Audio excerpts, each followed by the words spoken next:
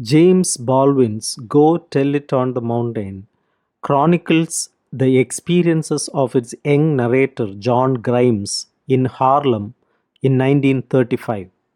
The novel opens on the morning of John's 14th birthday and centers on the events that lead up to his spiritual conversion later the evening. The narrative also provides a history of his family, of his stepfather Gabriel, a preacher in Temple of the Fire baptized, of his aunt Florence, Gabriel's sister, and of his mother Elizabeth. All of these stories add poignancy and context to John's efforts to come to terms with his present and his future. On that morning, as he is lying in bed, John thinks about his family's expectations that he will follow in his father's footsteps into the holy life, but wonders if that is the path he wants for himself. His lack of devotion to the church angers his father. John remembers one Sunday morning when Father James, another preacher in the church, warns Elisha and Ella May, two young churchgoers, that disorderly walking together could lead to them straying from the truth. This public warning shames them, and so they stop meeting. John acknowledges the same sexual stirrings in himself and masturbates while in bed. Afterwards, feeling as if he has just sinned, he decides he will not devote his life to the church. He notes that he has been singled out in school for his intelligence as early as the age of 5. At that point, he knew he had power other people lacked, which helped him withstand his father's beatings and his lonely childhood. John admits his hatred for his father. Since his father was God's minister and he knew that he would have to first bow down to his father before he could bow down to God, his heart is also hardened against the Lord. Later that morning, his mother gives him money for his birthday and predicts that he will turn into a fine man. She tells him she knows there is a whole lot of things you don't understand, but that God will help him find his way. John feels overwhelming love for her. After finishing his course, he walks to Central Park, thinking about his options: church, the narrow way, full of poverty and hard work, and the city with its white world of riches and sin. His father has told him that all whites are wicked, that God will punish them, and that they will never accept him into their world because he is black. On 42nd Street, he watches a movie about a white evil woman making a glorious fall from grace. John decides that, like her, he wants to make others suffer as he has. Yet, as she faces damnation on her deathbed, he thinks of hell and struggles to find a compromise for himself. When John returns home, he discovers that his brother Roy has been stabbed while looking for trouble in a white neighborhood. John notes his father's love for his brother, but not for him. After wiping the blood off Roy's face, Gabriel turns on his mother, insisting that she should have kept Roy out of harm's way. When she tries to defend herself, he slaps her. Roy then curses his father, who beats him severely with a belt. Elizabeth and Roy cling to each other after Aunt Florence pulls his father off of him. That night, as John cleans the church before the evening service, he wonders if Elisha still thinks about sinning and meditates again about his own confusion. Later that evening, his father, mother, and aunt arrive for the service. In the second part of the novel, we see Florence, Gabriel, Elizabeth take over the narrative one at a time as they pray. Florence starts to sing a song her mother used to sing. Fighting her pride and trying to humble herself before God, she admits she has forgotten how to pray. She is filled with hatred and bitterness, but also the fear of death. While struggling to pray, she sees a vision of her dead mother and Gabriel cursing her. Florence then thinks back to her family and growing up in Maryland.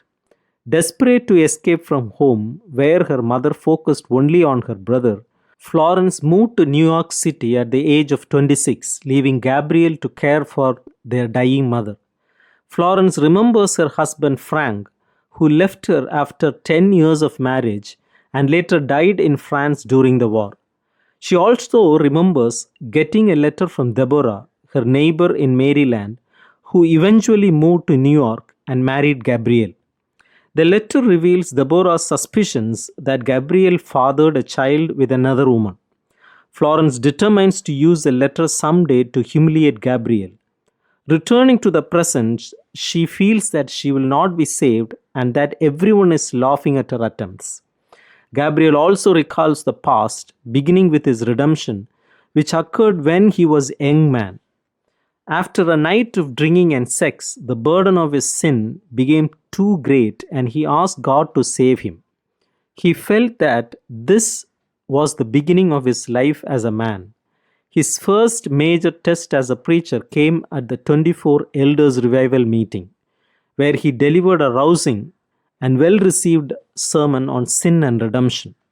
Recognizing Deborah's confidence to him and deciding that the two of them were among God's chosen, he married her. Yet dreams warned him of temptation. His thoughts turn back to the present as he thinks about his family. Since he is not John's birth parent, he wants Roy, his son by Elizabeth, to be the son God promised him would carry on his name in the church. Gabriel recalls the child he fathered with Esther while he was married to Deborah. He remembers his struggle over his desire for Esther and his growing hatred for Deborah and their passionless barren marriage. When Gabriel discovered the pregnancy, he stole money from Deborah so Esther could have their baby elsewhere in order to spare both of them the shame of an illegitimate child. After Esther died, his son Royal returned and was raised without knowing his father. The narrative then abruptly shifts to the present and to John, who, while attempting to pray, hears a voice telling him salvation is real. He believes that if he were saved, he would be his father's equal and thus continue love him. But he decides that he wants to continue to hate him and hopes his father will die. Gabriel takes back the narrative and returns to the morning Royal died. When Deborah told Gabriel the news, he cried.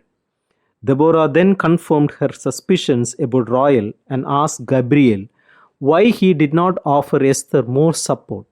She insisted that she would have helped him raise Royal.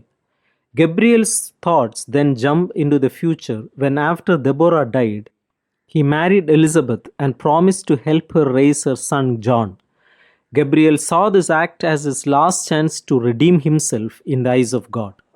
Returning to the present, he gazes into John's eyes and sees Satan and the eyes of all who have rebuked him.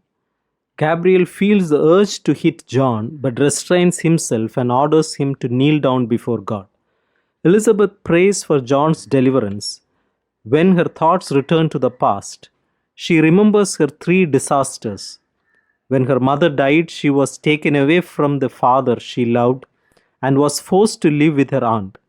At 18, she met wild, unhappy Richard, John's father, a man she loved deeply. After he was falsely accused and arrested for robbery, Richard was savagely beaten by white officers. The night he was released, he slit his wrists. Elizabeth blamed herself for his suicide, speculating that the knowledge of her pregnancy might have saved him. A few years later, Florence introduced her to Gabriel, who had moved to Harlem after Deborah died. Gabriel soon asked Elizabeth to marry him, promising to take care of her and her son. Trusting his word, she agreed. When the narrative returns to the present, John is writhing on the threshing floor. John, filled with anguish, faces his sin and lies helpless and afraid on the floor of the church. During this torment, he has a vision of hell. As he struggles to raise himself out of the darkness, he asks God to have mercy on him and to help him. He then becomes filled with joy as the family walks home. Florence shows Gabriel Deborah's letter and tells him he needs to look at his own sin and then he can accept John as his son. She warns him that she will show others the letter unless Gabriel changes. John, walking next to Elisha, acknowledges him as his brother and protector. As they reach their home, John looks at his father, who stares back coldly at him. The novel closes with John declaring, I am ready, I am coming, I am on my way.